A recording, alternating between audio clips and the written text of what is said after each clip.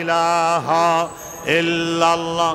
আল্লাহ বাদে আর কি কেউ মাবুদ আছে?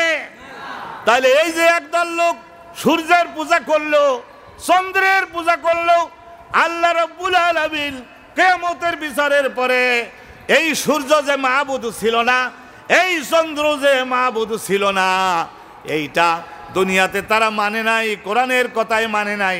জাহান্নামের মধ্যে ফেলে সূর্যটাকে জাহান্নামের আগুনের মধ্যে পোড়াবেন, আর চন্দ্রটাকেও জাহান্নামের আগুনের ফেলে পোড়াবেন। পোড়াইয়ে তাদের এইভাবে আগুনে পোড়াইয়ে তারপরে কি করবেন জানেন?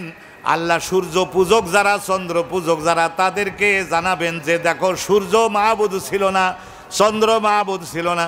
মাবুদ যদি থাকতো তাহলে আজকে তারা জাহান্নামে পড়ে কেন?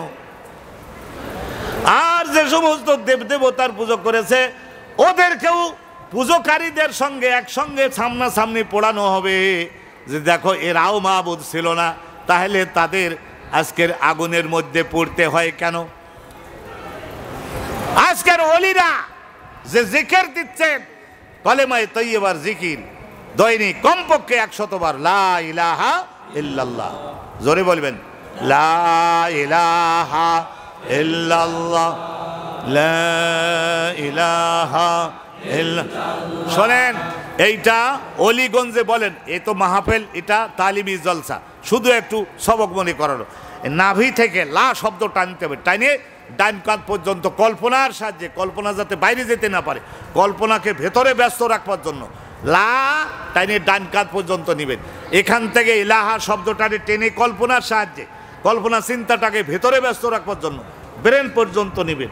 আর সেখান থেকে ইল্লাল্লাহ এই কলবের উপরে বাড়ি মারবেন। এর মধ্য দিয়ে এই যে কলবটা, এই যে কাদেরিয়া এবং সিস্তিয়া, এই দুই তরিকা অনুপাতে কলবটা হলো এখানে, আর ডানদুদের নিচে হলো রূহ, আর এই জায়গায় হলো শের, আর কপালের এখানে খফি, আর মাথার তালুতে আকফা, আর নাভির বরাবরে হলো নফস, আর গোটা দেহের মধ্যে আগুন, পানি, মাটি, বাতাস, এই 10টা বাতি জিকির করেন। জিকির করতে করতে একই সঙ্গে যদি আল্লাহর দয়া হয়েই যায়, চোখে যদি অশ্রুর বন্যা প্রবাহিত হয়, আর 10টা লতিবা একসঙ্গে যদি এইভাবে দেওয়ালের ঘড়ির কাঁটার মতো হেলতে শুরু করে, তাহলে সুলতানুল আজকার বলে, এবং তখন ইমানের তেজ, ইবাদতের মধ্যে মজা, গুনার কাজের বিরুদ্ধে ঘৃণা এমন তৈরি হবে, তখন দেখবেন যে বেশি ম্যাট্রিক পাসও না, কিন্তু লোকটার নাম আল্লাহর ওলিদের খাতায় আল্লাহর ফেরেশতারা লিখে ফেলেছে। ইনশাল্লাহ করতে রাজি তো সবাই আছে?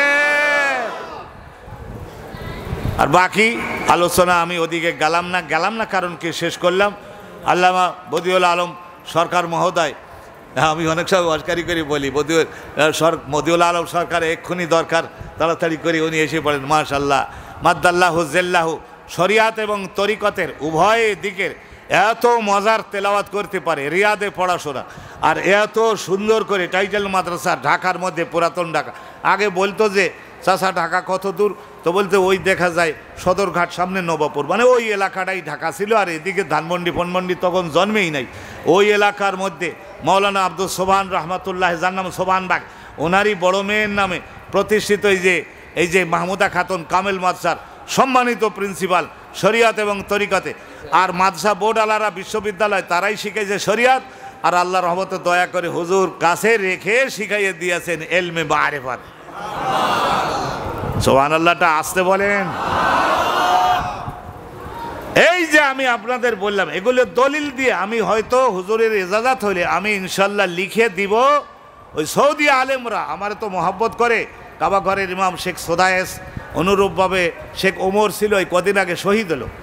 মোহাম্মদ বিন আবদুল্লাহ আল সুবাইলের বড় ছেলে, আমার খুব কলিজার দোস্ত, আমার সঙ্গে কথা বলবে বলে নামাজ পড়ায় তাড়াতাড়ি করে আবা পাগড়ি খুলে এক খুঁটির গোড়ায় বসে পড়তেন। তা আমি যেখানে কথা ওগুলো খুলে ফেললি কেন?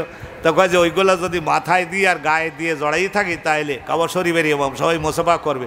তুই বাংলাদেশ থেকে আসছিস, তুই আমার কলিজার জেগেরি দোস্ত, তোর সঙ্গে একটু বাংলাদেশের বিষয়ে একটু খবর দিব, তা সেই জন্য একটু ছদ্মবেশ ধারণ করলাম। সোদায়ের সাহেবও তাই। আলহামদুলিল্লাহ তাদের সঙ্গে আলাপ আলোচনা করি। আমি এই সমস্ত দলিল হাদিস কোরআন পড়াই, তাদের কাছাকাছি, তাদের মাতৃভাষা আমরা শিখা ভাষা সুন্দর করে বলতে পারি। এই গতবারের আগের বারে মদিনা মুনাওয়ারার বড় হুজুর আমার ওস্তাদ শেখুল ইসলাম পীর ওলি কামেল আর মোরশেদে মোকাম্মেল আল্লামা আলী বিন আব্দুর রহমান আল হুজাইফি, ওনার কাছে দেখা করতে গেলাম। উনি সঙ্গে সঙ্গে মুচকি এসে দোভাষী আইসে, তো তারা বললেন এই দোভাষী চলে যাও। আব্দুর রাজ্জাক অনেক ভালো আরবি জানে, ও দোভাষী লাগবে না। সুন্দর করে একটা খেজুরের বিচি বাইর করে তারপরে আমার গালে দিয়েছে যে খাও আব্দুর রাজ্জাক খাও, তোমার ওটা আদর করলাম। তা আমি বললাম যে হুজুর এইটাই আমার 7 রাজার মুকুট পাওয়া হয়ে গেছে। তাদের সবার সঙ্গে এই সব বিষয় নিয়ে আলোচনা করি।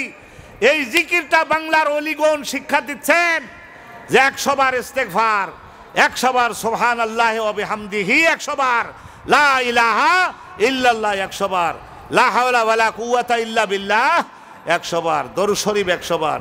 এইগুলি আল্লাহু আকবার, এইগুলি সব কোরআনে এবং সুন্নায় আছে না নাই?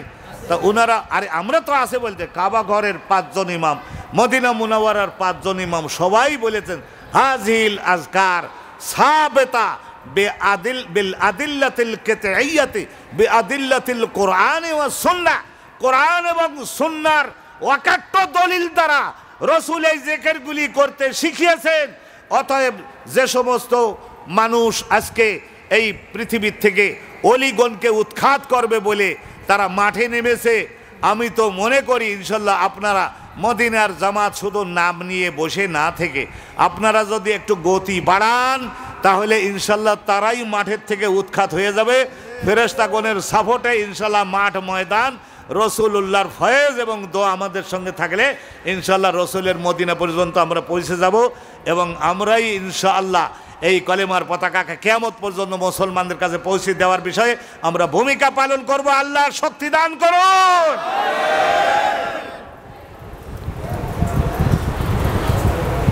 আমি হুজুরের কাছে বিনীতভাবে বিনয়ের সঙ্গে আগেকার আমলের মুরিদগণ তাদের মোর্শেদের কাছে এরা ফানাফির শায়েখ যে কি পরিমাণে হতেন, আমরা তো সেই পরিমাণে পারি না, সময় দিতে পারি না। কিন্তু তিনি দয়া করে আলহামদুলিল্লাহ জিকির শিক্ষা দিয়েছেন। তার পক্ষে হয়ে আশা রেখে এই যে খেলাফত দিয়েছেন, সারা জীবন যাতে হুজুরের শকর আদায় করে যেতে পারি এবং তার অর্পিত দায়িত্ব পালন করে যেতে পারি, ইসলামের জন্য কাজ করতে পারি, সেই বিষয়ে আপনাদের সবাই ওলি লোক, আপনাদের সবার কাছে দোয়া চাই। আল্লাহ কবুল করুন, জোরে বলে দেন আমিন। আসসালামু আলাইকুম ওয়া রাহমাতুল্লাহ। আমরা